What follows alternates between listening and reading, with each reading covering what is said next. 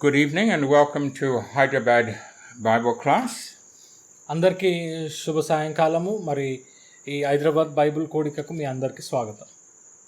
Today's New Testament reading is from Luke 16, which is a most interesting chapter. మరి ఇవాళ దిన పట్టిక ప్రకారం అంటే బైబిల్ పట్టిక ప్రకారం లూకాసు వార్త 16వ అధ్యాయం మనం చదువుకున్నాం.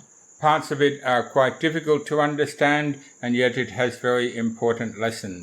అయితే ఆ అధ్యాయంలో కొన్ని అంశాలు మనకు అర్థం కావడానికి కొంచెము కష్టమైనటువంటివిగా కనిపిస్తాయి. అయినప్పటికీ కూడా అందులో నుంచి కూడా మనం నేర్చుకోవాల్సినటువంటి విషయాలు కొన్ని ఉన్నాయి.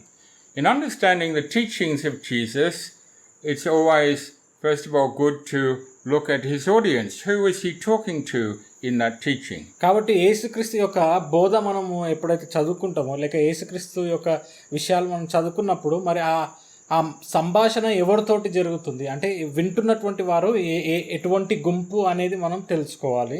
అప్పుడు మనకు అర్థమవుతుంది కొంచెం. In this chapter we see in verse 1 he's talking specifically to his disciples. కాబట్టి ఈ యొక్క అధ్యాయంలో మొదటి వచనం చూస్తే మనకు అర్థమవుతుంది ఆయన శిష్యులతో ఇట్లా నేను అంటే యేసుక్రీస్తు యొక్క శిష్యులతోటి మాట్లాడుతున్నట్లు మనం చూస్తున్నాం. And then from verse 14 onwards he's specifically talking to the Pharisees and the scribes. దాని తర్వాత 14వ వచనం నుంచి చూసినట్లయితే అక్కడ పరిసయ్యులు మరియు శాస్త్రులతోటి ఆ కింది వచనాల్లో అక్కడ సంభాషించినట్లు మనం గమనిస్తాం. And Luke's gospel is very clear in the audience that Jesus is talking to. If you go through the chapters, you will see very clear reference in each section to who the audience are. కాబట్టి లూకాసు వార్తలో మనం ప్రతి అధ్యాయం తీసుకున్నట్లయితే చదువుతూ వెళ్తే అంటే స్పష్టంగా రాయబడి ఉందన్నమాట. యేసుక్రీస్తు ఆ సమయంలో లేక ఆ సందర్భంలో ఎవరిని తోటి సంభాషిస్తున్నాడు లేక ఎవరు అతని యొక్క మాటలు వింటున్నటువంటి వారు ఎవరు అనేది మనకు అర్థమవుతుంది. అంటే శిష్యుల, జనాల లేక పరిసయ్యుల ఆ విధంగా. And so, for example, in Luke 14, మరి ఉదాహరణకి లూకాసు వార్త 14వ అధ్యాయంలో verses 3 to 5, he's talking to the Pharisees and the lawyers. అక్కడ 3 నుంచి 5 వచనాలు మనం గమనిస్తే అక్కడ ఉన్నటువంటి నాయకులతోటి అంటే న్యాయాధిపతులతోటి ఇంకా అక్కడ పరిసయ్యులతోటి ధర్మశాస్త్ర ఉపదేశకులు ఇంకా పరిసయ్యులతోటి మాట్లాడుతున్నట్లు గమనిస్తాం. In verses 7 to 11, he's talking to the guests at the Pharisees' banquet. కాబట్టి 7 నుంచి 11 వచనాలు చూసినట్లయితే అక్కడ పరిసయ్యుని ఇంటికి అంటే అతిథులుగా వచ్చినటువంటి వారు ఆ విందుకి అతిథులుగా వచ్చినటువంటి వారితోటి మాట్లాడుతున్నట్లు మనం గమనించగలుగుతాం. And then verses 12 to 14, he's talking to the host of the banquet. దాని తర్వాత 12 నుంచి మనం వచనాలు చూసినట్లయితే అక్కడ ఆ విందు ఇస్తున్నటువంటి ఆ వ్యక్తితోటి యేసుక్రీస్తు మాట్లాడుతున్నట్లు మనం చూస్తున్నాం. And then from verse 25, chapter 14, verse 25, he's talking to the multitude. దాని తర్వాత అక్కడ 25వ వచనం నుంచి అదే అధ్యాయం 14వ అధ్యాయం లూకాసు వార్త 14వ అధ్యాయము 25వ వచనం నుంచి గమనించినట్లయితే బహు జన సమూహముతోటి ఇట్లా నేను అని చూస్తున్నాం అంటే జనులతోటి మాట్లాడుతున్నట్లు గమనిస్తాం. And then in chapter 15 with its wonderful parables of finding the lost, he's talking to the publicans and sinners, but also to the scribes and Pharisees. కాబట్టి ఇక్కడ 15వ అధ్యాయంలో మనం చూసినట్లయితే అంటే మంచి ఆసక్తికరమైనటువంటి ఉపమానాలు మనం గమనించగలుగుతాం. అక్కడ అంటే సుంకరులతోటి ఇంకా ప్రజలతోటి మాట్లాడుతున్నాడు. వారితో పాటు పరిసయ్యులతోటి కూడా శాస్త్రులతోటి మాట్లాడినట్లు మనం గమనిస్తాం. But now we get to chapter 16 and it's very specific, verse 1, he's talking to the disciples. మరి అది ఆ విధంగా ఉన్నాక ఇప్పుడు 16వ అధ్యాయం వచ్చేసరికి ప్రాముఖ్యంగా ప్రత్యేకంగా అక్కడ చూసినట్లయితే మరియు ఆయన తన శిష్యులతో ఇట్లా నేను అని చూస్తున్నాం. And he hasn't really in Luke's gospel had a chance of teaching them since he taught them the Lord's Prayer in Luke 11. కాబట్టి అంటే మనం ఇది చూసినట్లయితే యేసుక్రీస్తు పలు చోట్ల బోధించడము లేక ఒక విషయాన్ని నేర్పించడము బోధగా నేర్పించడం అనేది చూస్తాం. ఉదాహరణకి లూకాసు వార్త 11వ అధ్యాయంలో అక్కడ పరలోక ప్రార్థన నేర్పించడం. So Jesus wants to teach them clearly here about honesty and faithful service. కాబట్టి ఇక్కడ యేసుక్రీస్తు మరి ఏం నేర్పించాలనుకుంటున్నాడు ఏం బోధించాలనుకుంటున్నాడు అంటే అక్కడ అంటే నిజాయితీ ఇంకా విశ్వాసము అంటే అటువంటి వాటితోటి కూడినటువంటి సేవ గురించి మాట్లాడినట్లు గమనిస్తాం. For the disciples were being prepared to be stewards of the gospel. అంటే ఎవరితోటి అంటే ఎవరైతే శిష్యులుగా అంటే గృహ నిర్వాహకులుగా అంటే అతనికి సేవకులుగా ఉండాలని అంటే అంగీకరించిన వారితో మాట్లాడుతున్నట్లు చూస్తున్నాం. And this first parable is to help them understand the importance of faithful service in little things if they were going to take that big responsibility. కాబట్టి అంటే యేసుక్రీస్తు తన శిష్యులుగా ఉండాలి అనుకుంటే అంటే ఏ విధంగా ఎంత నమ్మకంగా లేక ఎంత నిజాయితీతో ఉండాలి అనేటువంటి విషయం ఆ సేవలో అనేది మనం అక్కడ మొదటి ఉపమానంలో మనం గమనిస్తామన్నమాట. అంటే చిన్న చిన్న వాటి నుంచి మనము పెద్ద బాధ్యత వరకు కూడా అంటే చాలా నమ్మకంగా ఉండాలి అనేటువంటి విషయం తెలియపరచబడి ఉంది. They needed to learn what the Apostle Paul says in 1 Corinthians chapter 4. కాబట్టి అంటే వారు ఏం నేర్చుకోవాల్సి ఉంది అంటే అపోస్తుడైనటువంటి పౌలు 1 కొరింథీయులు 4వ అధ్యాయంలో చెప్పినటువంటి విషయం. Verse 2. రెండో వచనము.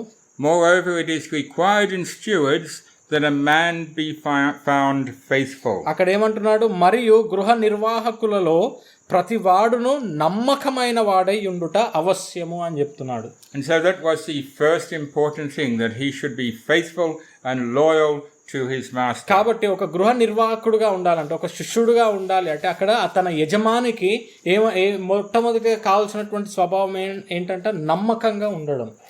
And in Titus chapter 1 verse 7 he gives more detail about what being a steward involves. కాబట్టి అంతేకాకుండా అంటే అక్కడ తీతుకు రాసినటువంటి పత్రిక 1వ అధ్యాయంలో అంటే ఈ గృహ నిర్వాహకుడు అంటే ఆ యొక్క బాధ్యత కలిగి ఉండడము ఇంకేంటి అనేటువంటి విషయం తెలియపరచబడి ఉంది. He says, Titus 1 verse 7, 7వ వచనము, For an overseer must be blameless as a steward of God, not self-willed, not soon angry, not given to wine, no striker, not given to filthy lucre. అక్కడ ఏమనుందంటే, ఎందుకనగా అధ్యక్షుడు దేవుని గృహ నిర్వాహకుని వలె నిందారహితుడై ఉండవలెను. అతడు స్వేచ్ఛాపరుడును, ముక్కోపియు, మద్యపానియు, కొట్టువాడును, దుర్లభము ఆపేక్షించువాడును కాక అని చెప్పబడి ఉంది అక్కడ. And so Jesus now tells this story about a man who was greedy for filthy lucre, who was greedy for money. కాబట్టి కానీ ఇక్కడ యేసుక్రీస్తు ఎవరి గురించి మాట్లాడాడంటే ఒక గృహ నిర్వాహకుడు ఉన్నాడు. అతను ఏంటంట ధనాపేక్ష గలవాడై అంటే దుర్లాభము కొరకు ఆపేక్షించువాడుగా ఉన్నటువంటి వ్యక్తి గురించి ఉపమానంలో మాట్లాడినట్టు చూస్తాం. And he is a steward, a manager of his master's goods, who is stealing the money. He's not faithful to the master. కాబట్టి అక్కడ ఎవరు ఆ గృహ నిర్వాహకుడు తన యజమాని ఇంట్లో అంటే గృహ నిర్వాహకుని బాధ్యత తన యజమాని ఇచ్చినప్పుడు అన్ని తన చేతిలో ఉన్నటువంటి ధనము అవి అన్నీ కూడా అందులో నుంచి అంటే ఆశించి దొంగతనం చేసినటువంటి వ్యక్తి గురించి అక్కడ ఉపమానం చెప్పినట్లు చూస్తాం. So why at this stage does Jesus, with a special little time with his disciples, decide to teach them about honesty, to warn them about dishonest service? మరి ఎందుకు యేసుక్రీస్తు ఈ సమయంలో అంటే ఇంకా యేసుక్రీస్తు ఆరోహణమై వెళ్ళడానికి లేక మరణించి తిరిగి లేచి వెళ్ళడానికి తక్కువ సమయమే ఉంది. మరి ఈ సమయంలో ప్రాముఖ్యంగా ఈ విషయము అంటే నిజాయితీ గురించి లేక నమ్మకంగా ఉండాలి అనేటువంటి విషయాల గురించి ఎందుకు శిష్యులతో మాట్లాడాడు? I think we find an answer in John chapter 12. ఎందుకంటే మనం యోహాను సువార్త 12వ అధ్యాయం చూసినట్లయితే అక్కడ మనకు సమాధానం దొరుకుతుంది. Where we discover that one of the disciples was stealing the money, was being unfaithful in handling the money. ఎందుకంటే అందులో ఒక సందర్భం చూస్తాం 12వ అధ్యాయంలో. అక్కడ ఒక శిష్యునికి అంటే అక్కడ ఉన్నటువంటి ద్రవము యొక్క బాధ్యత ఇచ్చినప్పుడు అతను ఆ డబ్బు నుంచి అతనికి ఇచ్చినటువంటి బాధ్యతలో కలిగినటువంటి డబ్బు నుంచి దొంగతనం చేసిన సందర్భం మనం గమనిస్తాం. John chapter 12 verses 4 to 6. 12వ అధ్యాయము 4 నుంచి 6 వచనాలు. Then said one of his disciples, Judas Iscariot, Simon's son, which should betray him, Why was not this ointment sold for 300 pence and given to the poor? This he said, not that he cared for the poor, but because he was a thief and had the bag and took what was put into it. కాబట్టి అక్కడ ఏమనుందంట, 5-6 వచనాల్లో ఈ అత్తరెందుకు 300 దేనారములకు అమ్మి బీదలకు ఇయ్యలేదనెను. వాడు ఇలాగూ చెప్పినది బీదల మీద శ్రద్ధ కలిగి కాదు గాని వాడు దొంగ అయ్యుండి తన దగ్గర డబ్బు సంచి ఉండినందున అందులో వేయబడినది దొంగలించుచూ వచ్చెను గనుక అలాగూ చెప్పెను. అంటే అది ఎవరంటే ఇక్కడ ఆయన శిష్యులతో ఒకడు అనగా ఆయనను అప్పగింపనయున్న ఇస్కారియేతు యూదతో చెప్పెను అని చూస్తున్నాం. Judas was the treasurer. He was looking after the money for Jesus and the 12. కాబట్టి అక్కడ శిష్యులకి ఇంకా యేసుక్రీస్తుకి వారందరి దగ్గర అంటే వారికి వచ్చేటువంటి డబ్బు ఎవరికి అప్పగింపబడ్డది, దాని బాధ్యత, ఆ డబ్బు సంచి బాధ్యత ఇస్కారియేతు యూదకు అప్పగింపబడ్డది. And what a warning this is for those of us who have responsibility for the collections each Sunday at our ecclesia. కాబట్టి ఈ విషయము మనకు కూడా ఇప్పుడు మన సంఘాలలో కూడా కానుకలు ఎత్తుతాం. ఆ కానుకలు సంచి మన దగ్గర ఉంటుంది. ఎత్తినప్పుడు మరి అంటే మనకు కూడా జాగ్రత్త అని చెప్తున్నటువంటి విషయం అంటారు. మనం కూడా నమ్మకంగా ఉండవలసింది అని చెప్తున్నటువంటి సందర్భం. Do we faithfully handle the money that is offered to the Lord? మరి మనకు ఆ బాధ్యత అప్పగింపబడినప్పుడు అంటే దేవుని కొరకై ఎత్తబడినటువంటి ఈ యొక్క కానుకలు మరి నమ్మకంగానే మనం దాని బాధ్యత తీసుకుంటున్నామా అని గమనించుకోవాలి. So it appears that Judas was taking quite a lot of money. No doubt there was very generous people who gave significant money to Jesus. కాబట్టి అంటే చాలా మంది అంటే యేసుక్రీస్తుని చూసి యేసుక్రీస్తు కొరకై అతనికి డబ్బులు ఇచ్చి ఉండొచ్చు, అంటే అతను చేసేటువంటి విషయాలను బట్టి. అయితే ఆ డబ్బు వస్తున్నప్పుడు ఆ బాధ్యత ఇస్కారియేతు యూదుకి అప్పగింపబడినప్పుడు అతను దొంగలించు వచ్చెను అని చెప్పబడింది. Because we're told in Acts chapter 1 what Judas did with that money. మరి ఎందుకు అనేది అంటే ఆ యొక్క స్థలముతోటి ఆ యొక్క డబ్బుతోటి అతను ఏం చేశాడు అనేటువంటి విషయం మనకు చెప్పబడింది అపోస్తుల కార్యంలో 1వ అధ్యాయంలో. In chapter 1 of Acts, Peter starts talking about Judas, saying that we need to appoint somebody instead of Judas. కాబట్టి అక్కడ పేతురు మాట్లాడుతూ అంటే యూదా ఇస్కారియేతు బదులుగా ఇంకా వేరే ఒక వ్యక్తిని అక్కడ ఆ యొక్క పనికై మనము బాధ్యతను ఇవ్వాలి అని చెప్తాడు. And we're told in verse 18 that he purchased a field with the reward of iniquity. ఈ యూద ద్రోహము వలన సంపాదించిన రూకాలనిచ్చి ఒక పొలము కొనెను అని చెప్పబడింది అక్కడ. And this clearly was not the money that he got for betraying Jesus, that he returned and of course he suicided soon after. This was clearly the money that he had got from his thieving from the bag. కాబట్టి అంటే ఆ డబ్బు ఒక పొలం కొనే అంత డబ్బు అతనికి ఎక్కడికి వెళ్ళి వచ్చింది? యేసుక్రీస్తుని ఇచ్చినప్పుడు వచ్చినటువంటి డబ్బు కాదు. ఎందుకంటే అతను ఆ డబ్బును తిరిగి వారికి ఇచ్చేశాడు, వారి మీద విసిరేశాడు. కానీ ఈ డబ్బు అంటే మెల్లమెల్ల ప్రతి దినము కొంచెం దొంగిలిస్తూ వచ్చినటువంటి డబ్బు. And as it goes on, it would seem that yes, at some stage he had purchased this property. When he finally went off and hung himself, it seems that he went to this particular spot, hung himself, and his body fell into the property and broke apart.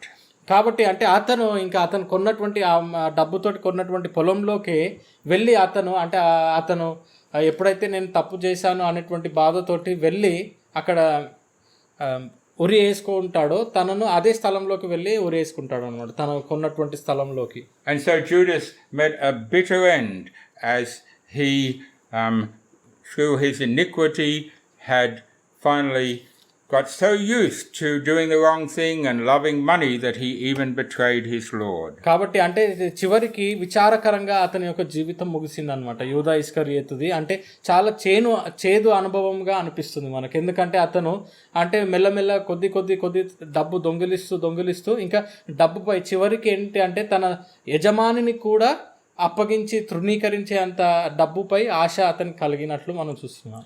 Now Matthew 27 tells us that the high priests and the leaders took the 30 pieces which Judas had returned, and with that, presumably after some days, once all the festival was over and things were opened up again, that they purchased a field.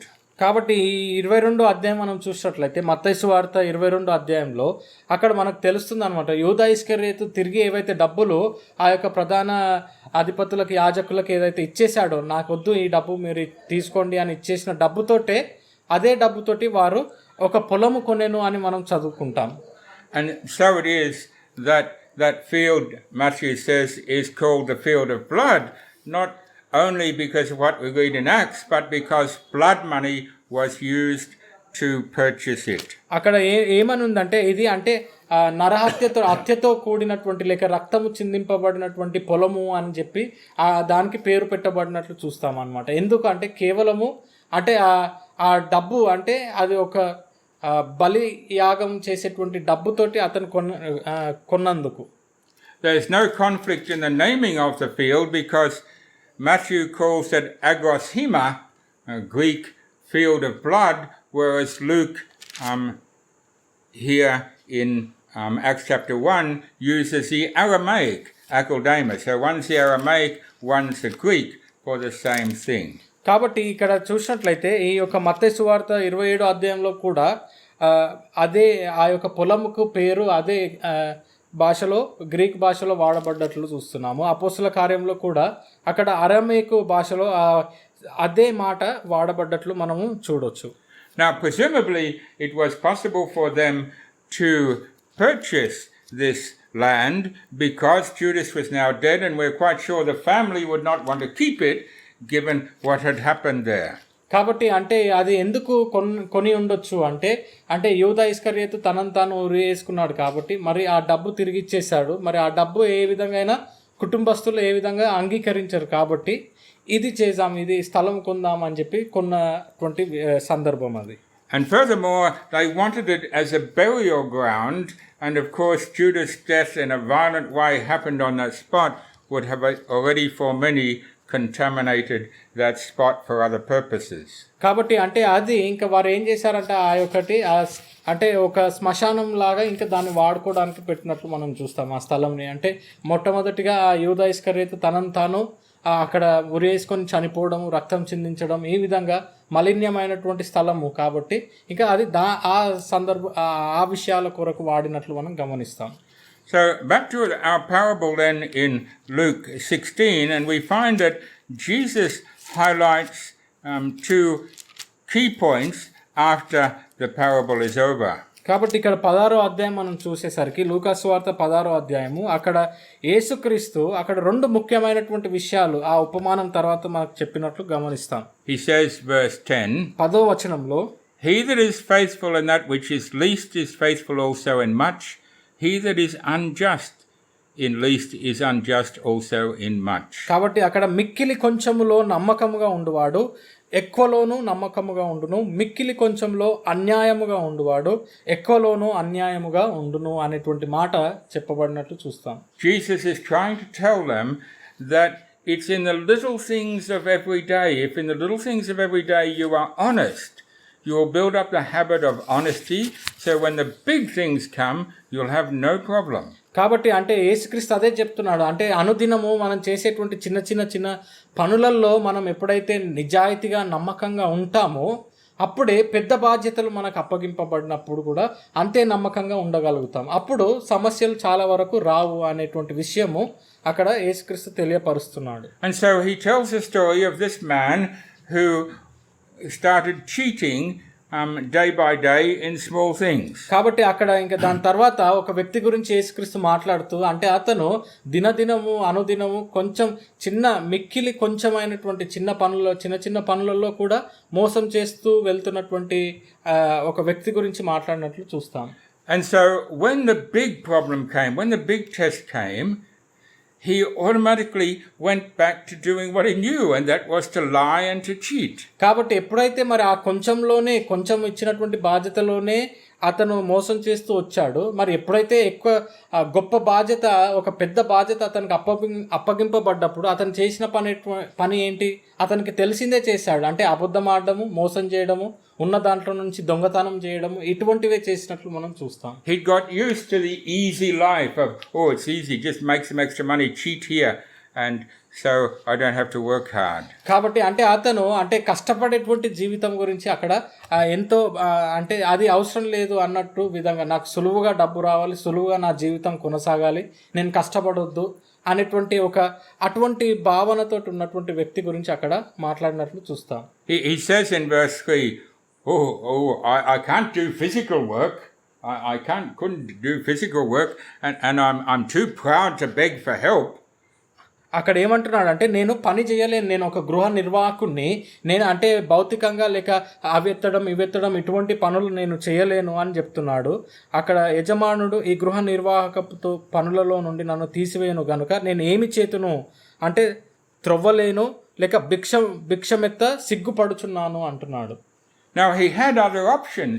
He didn't have to automatically just follow on his cheating habits. అయితే కాబట్టి అంటే అతను ఇంకా ఎటువంటి దారి లేదు, ఇంకా మోసం చేయడమే నాకు ఇంకా దారి, ఇది తప్ప ఏది కనిపిస్తలేదు అనే విధంగా కూడా లేదు సందర్భం.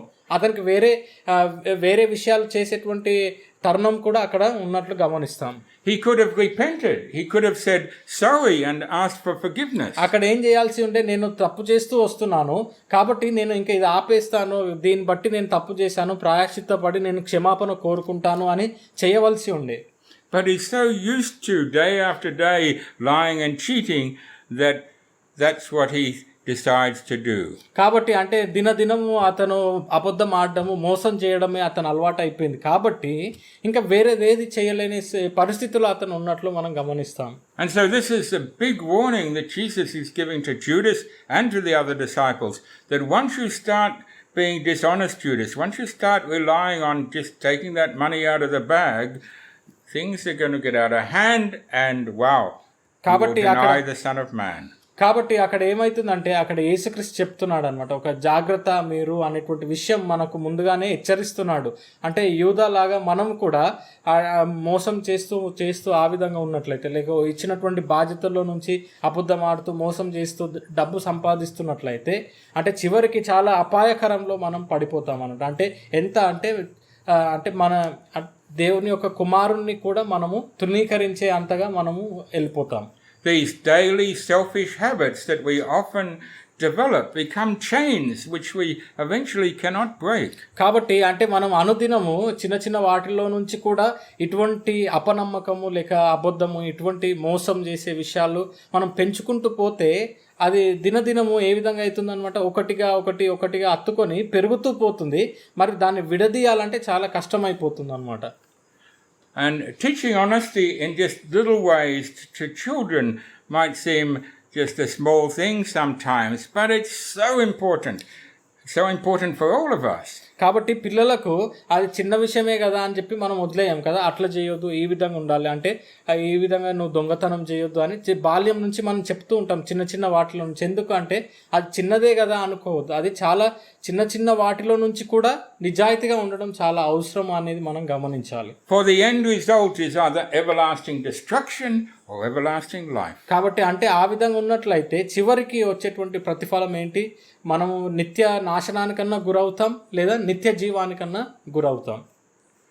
Yes, Jesus does say that when we look at this sort of behavior, we realize that these people are very clever, and maybe sometimes we can learn something from their prudence, from their cleverness. అయితే కాబట్టి కొన్నిసార్లు అంటే యేసుక్రీస్తు మాట్లాడుతూ ఉన్నాడు, చెప్తాడు అన్నమాట. అంటే కొన్నిసార్లు వాళ్ళు గృహ నిర్వాహకులు లేక ఎవరైతే ఉంటారో పని అప్పగింపబడినటువంటి బాధ్యత కలిగినటువంటి వారు కొన్నిసార్లు చేసే విధానం అబ్బో ఎంత తెలివితో చేస్తున్నాడు అనిపిస్తుంది. అంటే అది చూసి మనం కూడా నేర్చుకోవాలి అనిపిస్తుంది, వారు తెలివి ఈ విధంగా చేయాలి, మనం పనులు ఈ విధంగా చేయాలి అని. But Judas was clever in the wrong things. This unjust steward was clever in the wrong way. అయితే అక్కడ యూదా ఇస్కరియోతు అతను ఏ దాంట్లో తెలివి చూపించాడు, మోసం చేసే దాంట్లో తెలివి చూపించాడు. ఏదైతే తప్పు చేయడానికి ఉన్నటువంటి మార్గంలో తెలివి చూపించి వివేకంగా చేశాడు తప్పు చేయడంలో. No doubt Judas thought very, very clever of himself to end up with a treasurer's job. Very clever to be able to cheat these poor innocent Galileans. అయితే కాబట్టి యూదా ఇస్కరియోతు అనుకుంటొచ్చు అనమాట, అంటే నాకు ఈ బాధ్యత అప్పగింపబడ్డది, ఒక డబ్బు సంచిని చూసుకునే బాధ్యత నాకు అప్పగింపబడ్డది, అంటే నేను చాలా తెలివివంతుడిని, నాకు ఇచ్చారు ఇది అని చెప్పి, నేను అంటే చాలా సులువుగా వీరిని మోసం చేస్తాను, ఈ గలిలయులని ఈ శిష్యులని వారికి ఏం తెలియదు అనే విధంగా అటువంటి భావము కలిగి ఉండొచ్చు. We have to be wise in spiritual things, not wise in all the matters of money and this world's goods. కాబట్టి అంటే మనము తెలివి చూపించాలి, ఏ దాంట్లో ఈ యొక్క ఆత్మ సంబంధమైనటువంటి విషయంలో తెలివిగా జ్ఞానంగా మనం నడుచుకోవాలి, అంతే తప్ప ఇటువంటి డబ్బు విషయాల్లో కానీ లేక అంటే ఈ లోక సంబంధమైనటువంటి రీతుల్లో నడుచుకోవడానికి తెలివి జ్ఞానం చూపించడం కాదు అని చూస్తున్నాం. If we seek to be wise in material things and corruptly increase our money and our goods, then we will be welcomed into the eternal home of death. కాబట్టి ఒకవేళ మనము అంటే ఇటువంటి అంటే అనిజాయితీతోటి సంపాదించినటువంటి అపనమ్మకంతో మోసంతో సంపాదించినటువంటి వీటి మీద మనం ఆసక్తి మన ధ్యానం ఉన్నట్లయితే, లేక క్షాయమయ్యేటువంటి ధనము వస్తువులే మన చుట్టూ నిండి ఉన్నట్లయితే చివరికి మనం నడిపించేది ఎక్కడికంటే నాశనానికి అని మనం చూస్తున్నాం. And the second important principle Jesus highlights is when he says in the end of verse 13, no servant can serve two masters, either he will hate the one and love the other, he will hold to the one and despise the other. You cannot serve God and money.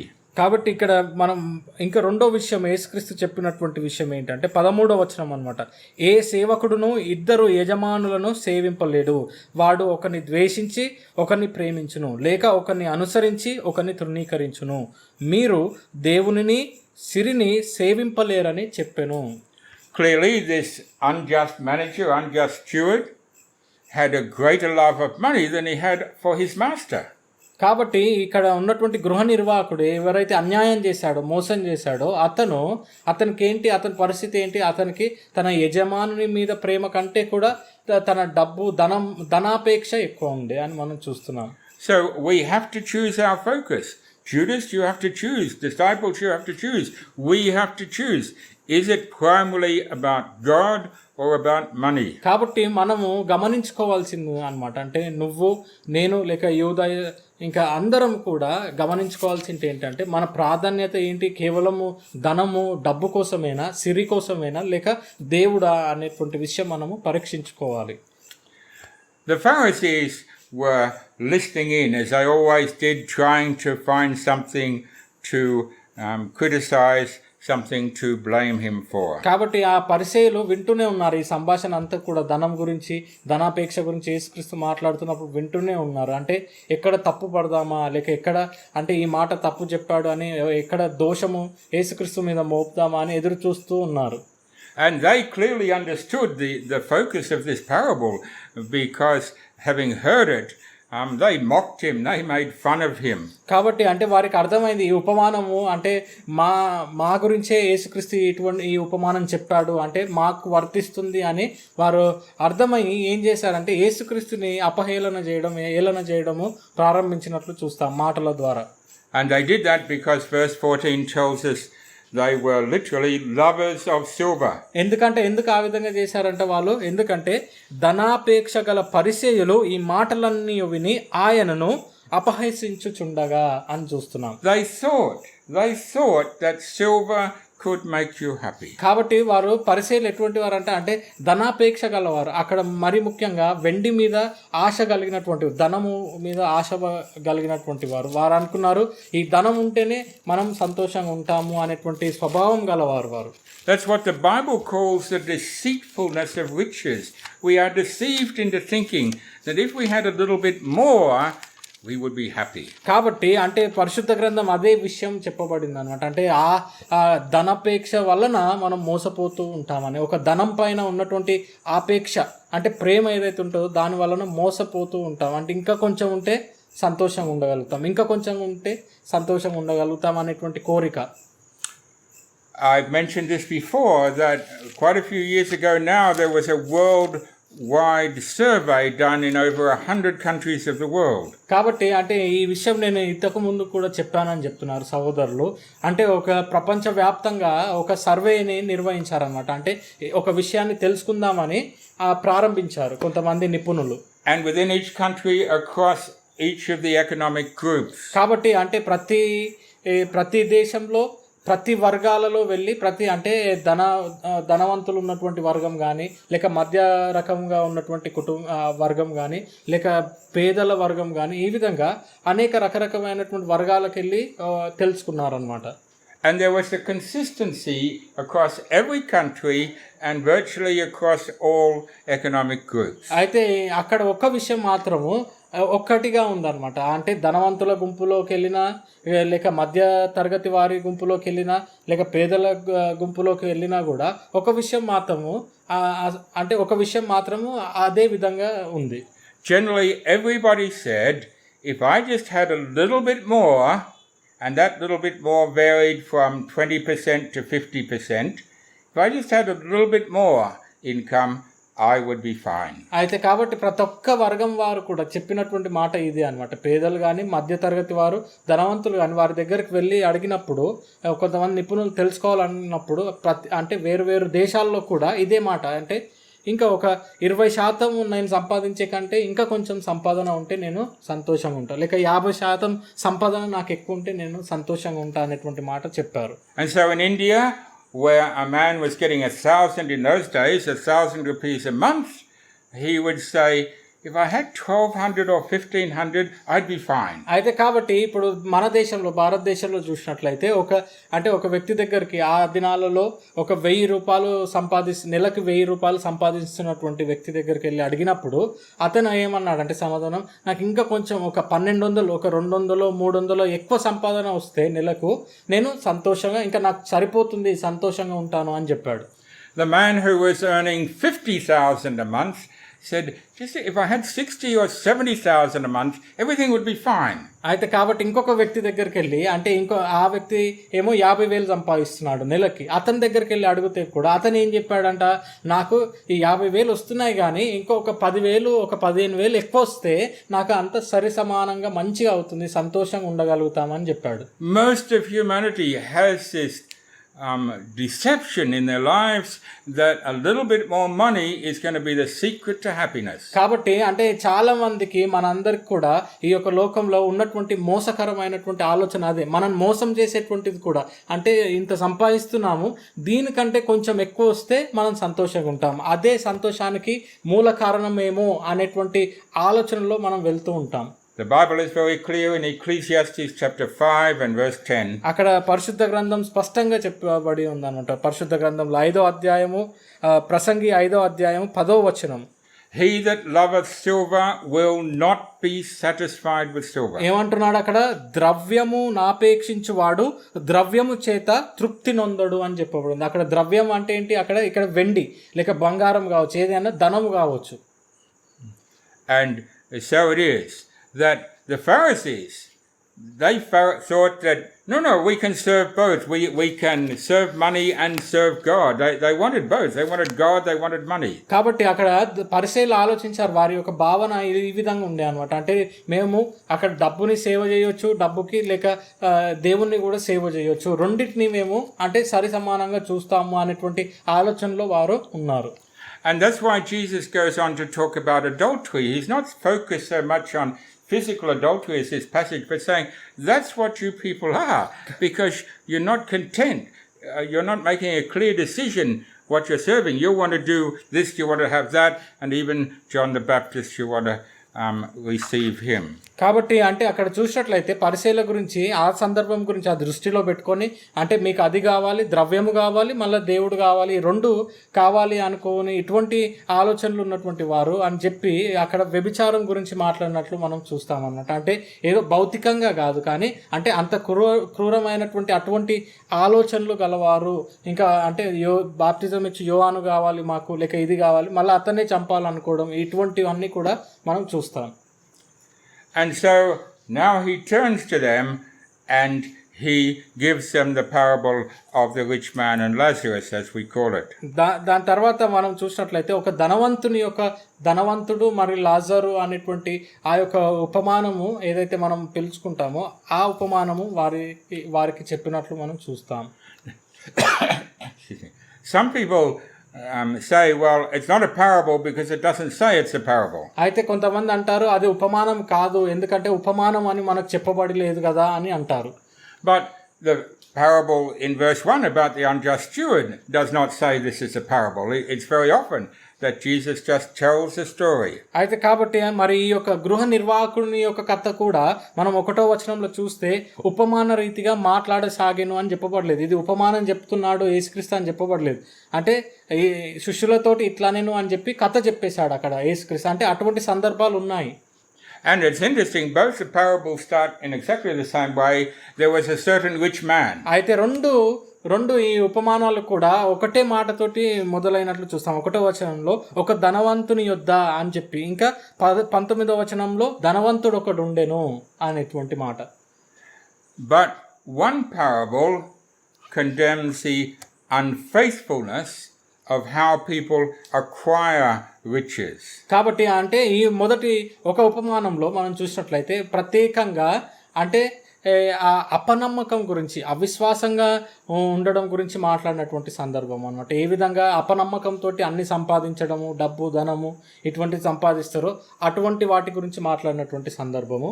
So that emphasis is on the godless way in which people seek to earn their wealth. అయితే కాబట్టి అంటే మరి ముఖ్యంగా అది దేని ఆ ఒక ఉపమానము అంటే దేవుని యొక్క మార్గాల అంటే నీతి మార్గంలో కాకుండా అవినీతి మార్గంలో సంపాదించడం కానీ వారి యొక్క జీవన విధానం అవినీతిగా సంపాదించినటువంటి వాటితో నడపడం కానీ ఇటువంటి వాటి గురించి మాట్లాడుతున్నటువంటి ఉపమానం. And then the second parable highlights the godless way in which many rich people use their wealth. ఇంకా రెండో ఉపమానం ఏం చెప్పబడిందంటే అంటే ఏ విధంగా అయితే ఆ ధనము ఉన్నటువంటి వారు ఆ యొక్క ధనమును అంటే దేవునికి అయిష్టమైనటువంటి మార్గంలో ఉపయోగించే వారికి ఉన్నటువంటి ధనమునే దేవునికి ఇష్టం లేని మార్గంలో ఉపయోగిస్తున్నారు అనేటువంటి విషయాన్ని చెప్తున్నటువంటి ఉపమానం. This story is based around a fairy tale, a fable. కాబట్టి ఈ యొక్క ఉపమానము ఒక కథ, కల్పన కథ కాదు కానీ ఒక కట్టుకథలాగా అంటే అటువంటి విధంగా ఉన్నటువంటి కథ ఇది. In 200-300 years before the time of Christ, Greeks had a lot of influence, and the Greek philosophies had a lot of influence on Jewish thought. కాబట్టి అంటే 200-300 సంవత్సరాల మునుపు అన్నమాట, యేసుక్రీస్తు కంటే 200-300 సంవత్సరాల ముందు అంటే గ్రీసు దేశస్థులు కానీ వారి యొక్క జీవన విధానము, వారి యొక్క శాస్త్రాలు కానీ ఇవి ఎంతో ప్రేరేపించబడ్డాయి. కాబట్టి అంటే యూదుల ఆలోచన విధానం కూడా అక్కడి నుంచే దాదాపుగా వారు తీసుకునేవారు. Now we know that there's 400 years basically between Malachi and the coming of John the Baptist, 400 years of silence of the inspired word of God. కాబట్టి అక్కడ 400 సంవత్సరాలు మనము అంటే ఏ విషయాలు 400 సంవత్సరాలు ఏం చెప్పబడలేదు అనే విధంగా చూస్తామన్నమాట. మలాకీకి ఇంకా బాప్తిజం ఇచ్చి యోహాను అంటే వీరి మధ్యలో ఉన్నటువంటి ఆ యొక్క కాలము చూస్తే 400 సంవత్సరాలు. మరి ఆ 400 సంవత్సరాల వరకు కూడా అంటే దేవుని యొక్క వాక్యము ప్రేరేపింపబడినటువంటి వాక్యం మనం ఏది చదవము. And none of the Jewish writings over those 400 years are in our Holy Bible because they are not inspired writings of God. They are stories and myths which they made up and added at that time. ఆ 400 సంవత్సరాల కాలంలో యూదులు ఎన్నో శాస్త్రాలు రచించినప్పటికీ, ఎన్నో గ్రంథాలు రచించినప్పుడు కూడా అవేవి కూడా పరిశుద్ధ గ్రంథంలో రాలేదు. ఎందుకంటే ఆ 400 సంవత్సరాల వరకు కూడా అవి రాసినటువంటి మాటలు కానీ గ్రంథాలు కానీ ఆ యొక్క కల్పన కథలు లేక మనిషిలో నుంచి వచ్చినటువంటి ఆలోచనలు, అవి దేవుడు ప్రేరేపించి ఇచ్చినటువంటి వాక్యము కాదు. అందుకోసం మనకు ఆ కాలంలో జరిగినటువంటి ఏ విషయాలు కూడా మనకు పరిశుద్ధ గ్రంథంలో లేవు.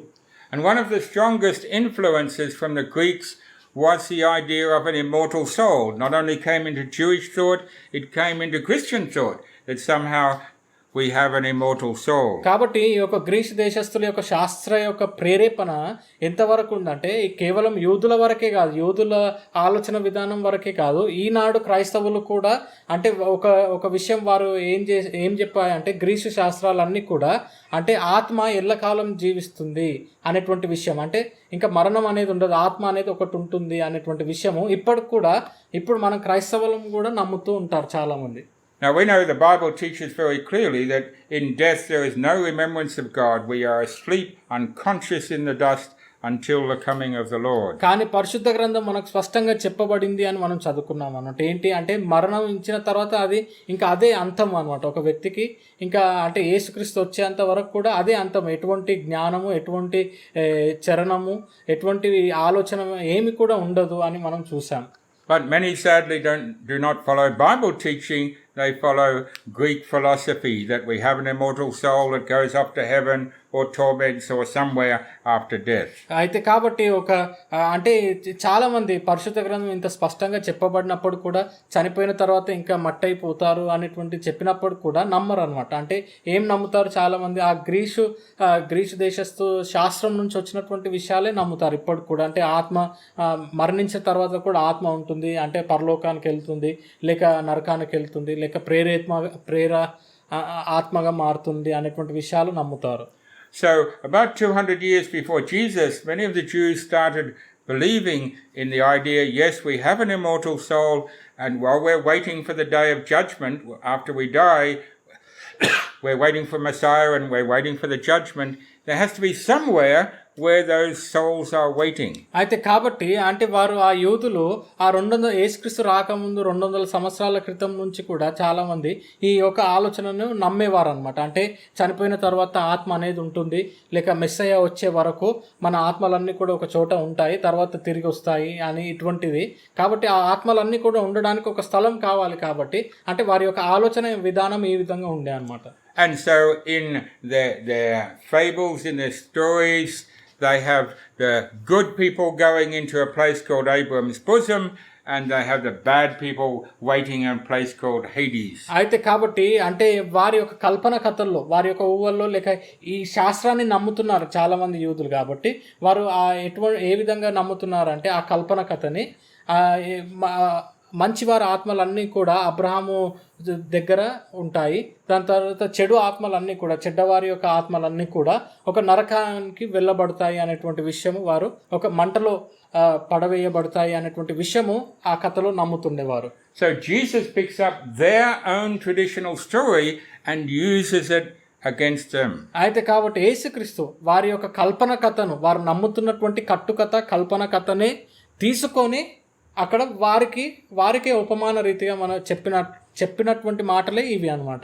ఈ యొక్క కథ On the very basic level, the rich man can be identified as a high priest who, by the way, did have 5 brothers. అయితే కాబట్టి ఇక్కడ ధనవంతుడు ఒకడు ఉండెను అనేటువంటిది ప్రారంభమైంది. మరి అతను ఆ ధనవంతుడు ఎవరంటే ఒక యాజకుడు అని మనం, ప్రధాన యాజకుడు అని మనం చదివితే అర్థమవుతుంది అనమాట. ఇంకా అతనికి 5 సహోదరులు ఉండెను అనేటువంటి విషయం కూడా మనం చదువుతాం.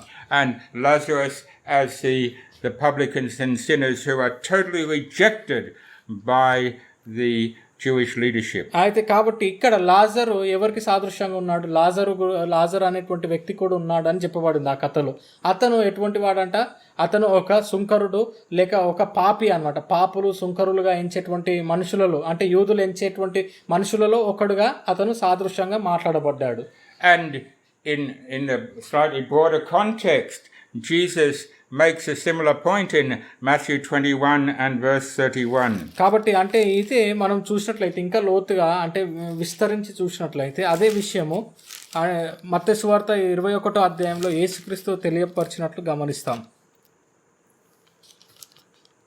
And so we read, whether of those 2 did the will of his Father? They said unto him, the first.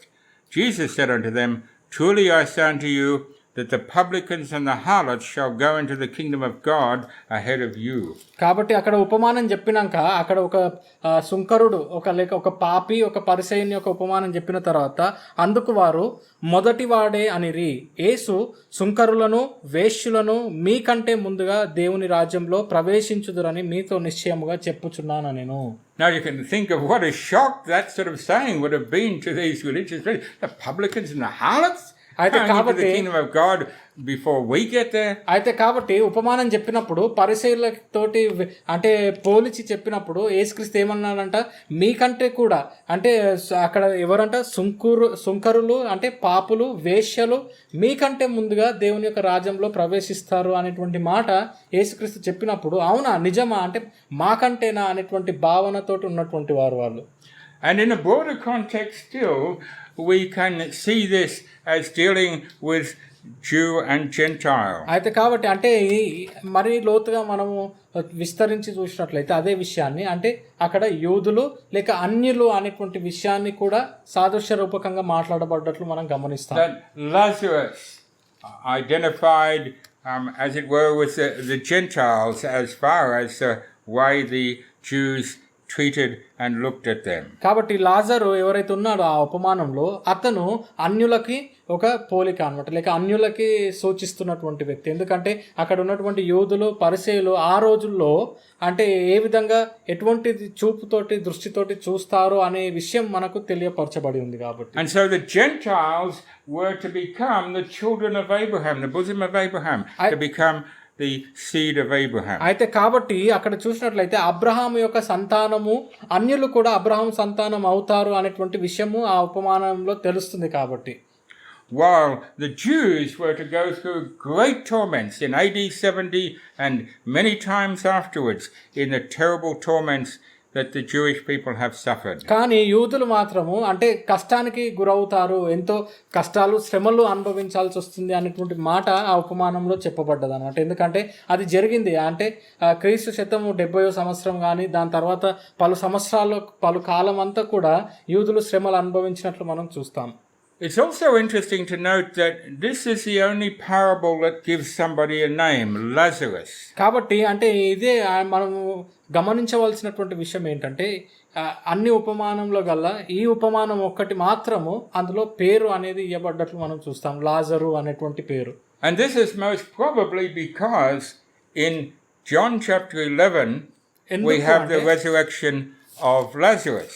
ఎందుకు మరి అయితే కాబట్టి ఎందుకు లాజరు అనేటువంటి పేరే అక్కడ వాడబడ్డది ఆ ఉపమానంలో, ఆ వ్యక్తి పేరు లాజరు అని పిలువబడ్డాడు అనేది ఎందుకంటే యోహాను సువార్త 11వ అధ్యాయంలో జరిగినటువంటి సందర్భం కావచ్చు, దాని వలన ఇక్కడ ఉపయోగింపబడ్డట్లు చూడవచ్చు. ఎందుకంటే అక్కడ లాజరు చనిపోతే ఏమైంది, అక్కడ 3 దినాల తర్వాత తిరిగి లేపబడ్డట్లు మనం చదువుకుంటాం. Because the very last verse of Luke 16, ఎందుకంటే లూకాసు వార్త 16వ అధ్యాయం చివరి వచనం మనం గమనిస్తే, if they hear not Moses and the prophets, neither will they be persuaded though one rose from the dead. కాబట్టి అక్కడ ఏందంటే అందుకతడు మోషేయు ప్రవక్తలను చెప్పిన మాటలు వారు వినని ఎడల మృతులలో నుండి ఒకడు లేచినను వారు నమ్మరని అతనితో చెప్పాను నేను.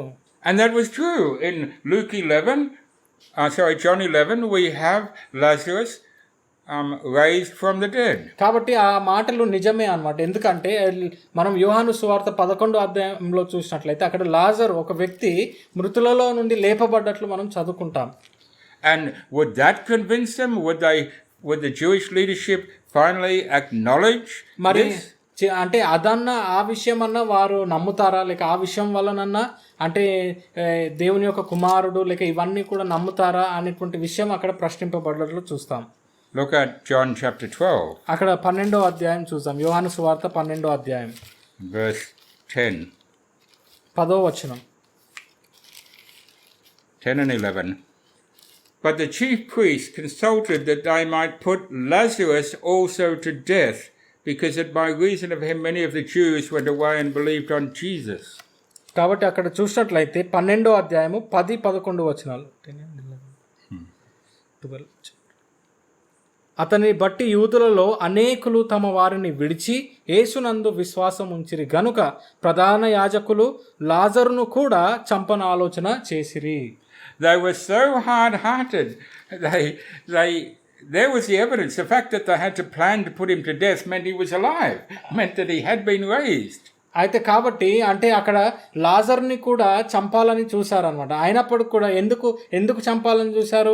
ఎందుకంటే అతను మృతులలో నుండి అతను లేపబడ్డాడు కాబట్టి మళ్ళీ తిరిగి అతన్ని చంపాలి అనేటువంటి ఉద్దేశము వారికి ఉండే అని చూస్తున్నాం. ప్రధాన యాజకులు లేక పరిసయ్యులు అని మనం గమనించవచ్చు. So what do we learn from these two parables? మరి ఏం నేర్చుకుంటాం అంటే ఈ రెండు ఉపమానాలలో నుంచి? The first is a warning about the need for honesty and faithfulness in the little things of every day, so that we'll be given the wonderful responsibility of taking the gospel to the world when the Lord comes. కాబట్టి అంటే మనము చూసినట్లయితే ఈ యొక్క మొదటి ఉపమానంలో మిక్కిలి కొంచెము వాటిలో కూడా అంటే మిక్కిలి చిన్న చిన్న విషయాల్లో కూడా మనము నమ్మకంగా నిజాయితీగా ఉండాలి అనేటువంటి విషయం మనం నేర్చుకుంటాం అనమాట. ఎప్పుడైతే ఆ విధంగా ఉంటామో అప్పుడే యేసుక్రీస్తు తిరిగి వచ్చిన తర్వాత లోకానికి ఈ యొక్క సువార్తను తీసుకెళ్లే ఆ పెద్ద బాధ్యత మనకు అప్పగింపబడుతుంది అనేటువంటి విషయం తెలియపరుస్తున్నటువంటి ఉపమానం. As he says in Luke 16 and verse 11, అయితే అంటే ఆ 11వ వచనంలో చెప్పిన రీతిగా అనమాట. If therefore you have not been faithful in the unrighteous mammon, who will commit to you your trust the true riches? కాబట్టి అక్కడ ఏమంటున్నాడంటే కాబట్టి 11వ వచనంలో మీరు అన్యాయపు సిరి విషయములో నమ్మకముగా ఉండని ఎడల సత్యమైన ధనమును ఎవరు మీ వశము చేయును అని అడుగుతున్నాడు.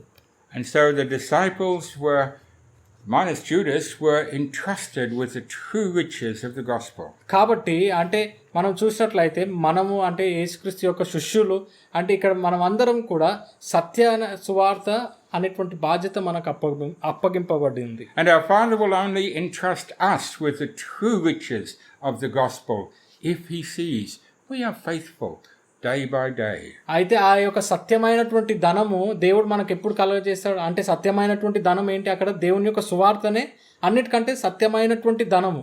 అది పరలోకపు తండ్రి మనకు ఎప్పుడు ఇస్తాడు? ఎప్పుడైతే మనం చిన్న చిన్న వాటిలో మన జీవితంలో నమ్మకంగా కలిగి ఉంటామో అప్పుడే ఆ బాధ్యత దేవుడు మనకిస్తాడు.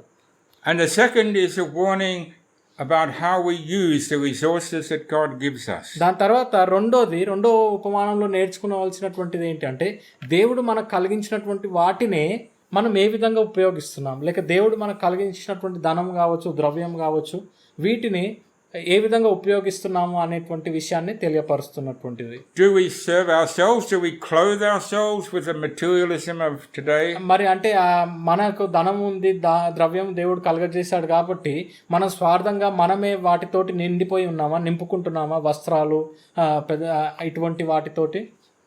Or do we clothe the poor, the needy, those around us, clothe them with the wonderful gospel of the message of God's kingdom? లేదా అంటే ఇతరులని అంటే పేద ప్రజలకి అంటే అవసరం ఉన్నటువంటి వారికి మనం ఈ యొక్క సువార్త వాక్యము అనేటువంటి ఆ ఒక గొప్ప ధనంని మనము అంటే వాటిని వారికి వస్త్రాలుగా ధరింపజేస్తున్నామా అనేది మనం ప్రశ్నించుకోవాలి. For the true riches are the faith of the gospel of God. కాబట్టి నిజమైనటువంటి ధనము ఏంటంటే దేవుని యొక్క సువార్త యందు విశ్వాసము కలిగి ఉండడమే అని మనం చూస్తున్నాం. So we close with the warning from James chapter 2 and verse 5. కాబట్టి మనం ఈ యొక్క వచనం చదువుకొని మనము ముగించుకుందాం. యాకోబు 2:5 వచనం.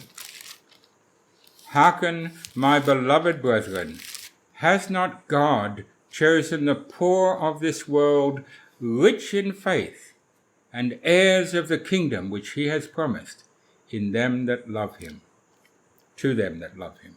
కాబట్టి అక్కడ నా ప్రియ సహోదరులారా ఆలకించుడి, ఈ లోక విషయములో దరిద్రులైన వారిని విశ్వాసమందు భాగ్యవంతులుగాను తను ప్రేమించు వారికి తాను వాగ్దానం చేసిన రాజ్యమునకు వారసులుగాను ఉండుటకు దేవుడు ఏర్పరచుకొనలేదా? Are we stewards of our own selfishness, or are we stewards for our God? కాబట్టి మనము గృహ నిర్వాహకులమా అంటే ఎవరికి మన సొంత స్వార్థమైనటువంటి విషయాలకే మనం గృహ నిర్వాహకులుగా ఉన్నామా, లేక దేవుని యొక్క పనులు, దేవుని యొక్క విషయాలను బట్టి వాటి కోసం గృహ నిర్వాహకులుగా ఉన్నామా అనేది మనం ప్రశ్నించుకోవాలి. We each have to make the decision, God or money, God or self. కాబట్టి మనం అందరం కూడా నిర్ణయించుకోవాలన్నమాట. ఏంటి, దేవుడా డబ్బా, లేక దేవుడా అంటే స్వార్థం అంటే నేనా అనేటువంటిది మనం నిర్ణయించుకోవాలి. Thank you. వందనాలు.